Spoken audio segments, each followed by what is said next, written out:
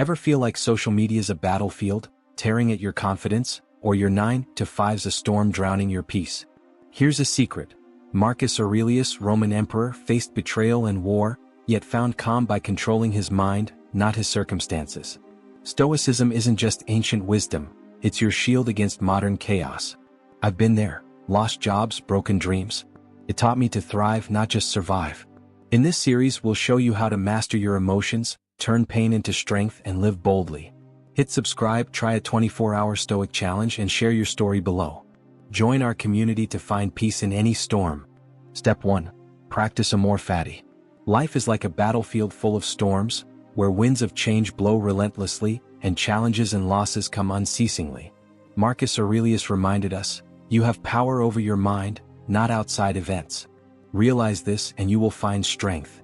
When facing illness or career failure, the first step isn't to blame or resent, but to recognize the limits of what you can control, your thoughts, attitude, and actions. Epictetus stated clearly, it's not what happens to you but how you react to it that matters. So what can you do when confronted with unexpected trials?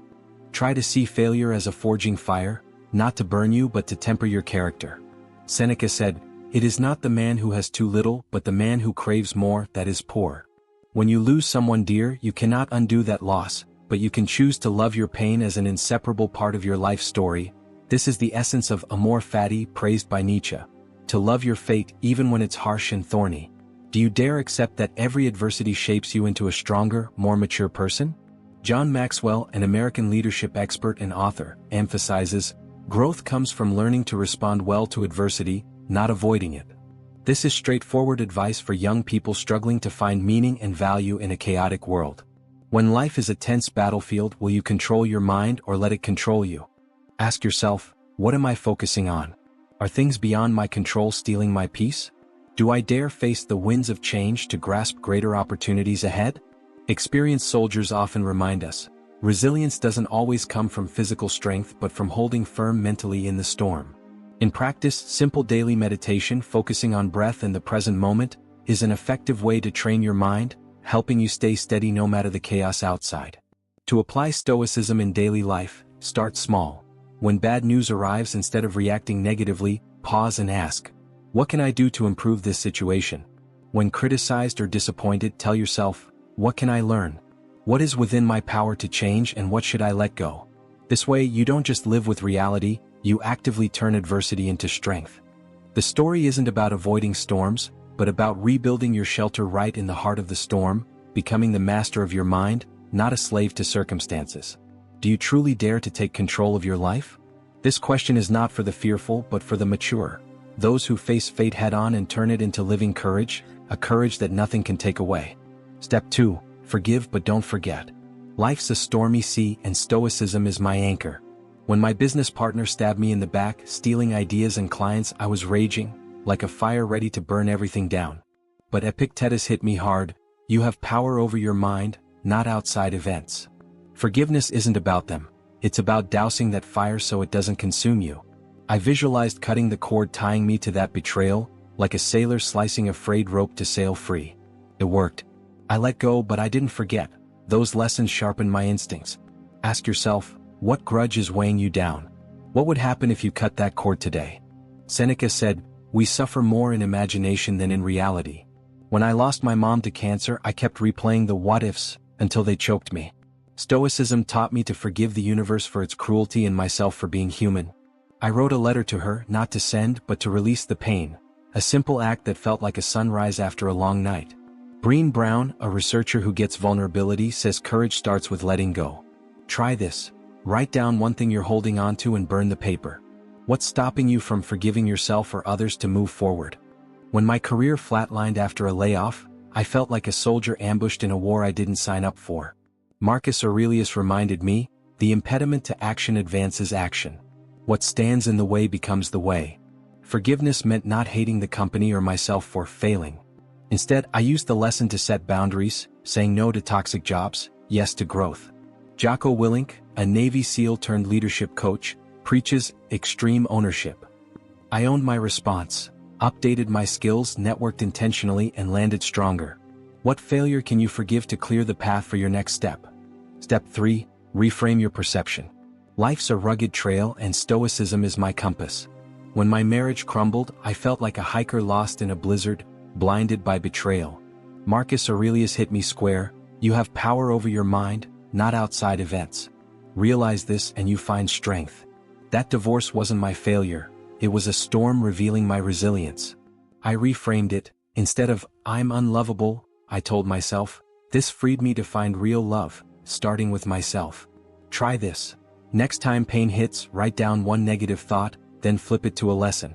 What story are you telling yourself about your latest setback? How can you rewrite it? Epictetus said, "It's not what happens to you but how you react to it that matters."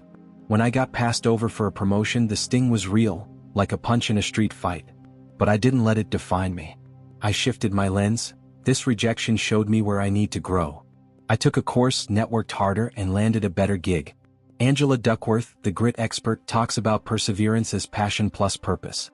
Reframe your losses as fuel for growth. List 3 skills you can sharpen today. What's one rejection you can turn into a stepping stone? After my dad's sudden death, grief felt like a wildfire torching my peace. Seneca's words anchored me: we suffer more in imagination than in reality. Instead of "I'll never recover," I chose, "This pain teaches me to cherish time with those I love." I started calling friends weekly, building bonds that honor his memory. It's like turning ashes into fertile soil. Ryan Holiday, a modern Stoic, says obstacles are opportunities. Try journaling, pick one hardship and find its hidden gift. What loss can you reframe to deepen your life's meaning? Step 4. Live your best life. Life's a marathon and Stoicism keeps me running. When my best friend ghosted me after a loan went sour, it felt like a knife in the back. Marcus Aurelius whispered, "The best revenge is to be unlike him who performed the injury." I didn't stew in bitterness, I chose to thrive. I set a goal to rebuild, started a side hustle selling crafts, pouring my pain into creation. Each sale was a step past betrayal, like crossing a finish line. Ask yourself, what goal can you chase to prove you're bigger than your wounds? Seneca said, "As is a tale, so is life, not how long it is but how good it is." Facing chronic pain from an old injury, I could have let it cage me. Instead, I embraced small wins, walking a mile, then 2. It's like tending a fire. Every spark of effort builds warmth. Entrepreneur Elon Musk talks about relentless pursuit of purpose. I picked up journaling to track progress, noting one daily act that lights me up. Try it. Write down one thing you'll do today to feel alive. What's one step toward a life that feels like yours?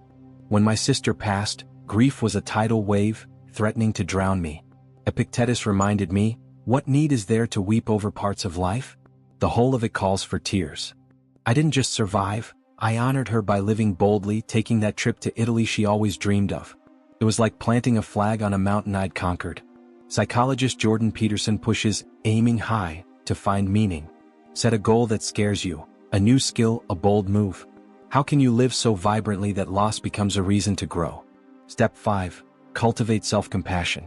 Life's a long hike and Stoicism is my steady tread. When my chronic illness flared, leaving me bedridden, I felt like a tree stripped bare by a brutal wind. Seneca's words cut through: we suffer more in imagination than in reality. I was tormenting myself, thinking I was less because I couldn't keep up. Instead, I treated myself like a wounded friend, gentle, not judgmental. I started small, 5 minutes of deep breathing daily, like kindling a small fire to warm my soul. It shifted everything. Ask yourself, what harsh story are you telling yourself about your worth? How can you soften it? Epictetus said, "It's not what happens to you but how you react to it that matters." When my startup crashed, the shame was a heavy fog, made me feel like a failure. But Stoicism taught me my value isn't tied to a bank account. I wrote myself a letter: "You gave it your all, now grow from this." It was like clearing the fog to see the path ahead. Kristen Neff, a self-compassion expert, says kindness to self fuels resilience. Try this. List 3 things you love about yourself today. What's one way you can be as kind to yourself as you are to others? Losing my mentor to a sudden heart attack felt like a punch to the gut, stealing my breath. Marcus Aurelius reminded me, you have power over your mind, not outside events. I stopped blaming myself for not saying more while he was here. Instead, I lit a candle each night, reflecting on his wisdom, letting gratitude replace guilt. It's like planting seeds in scorched earth, new growth comes. Try a self-compassion meditation. Sit quietly, hand on heart, and say, "I'm enough." How can you nurture yourself through grief to find peace?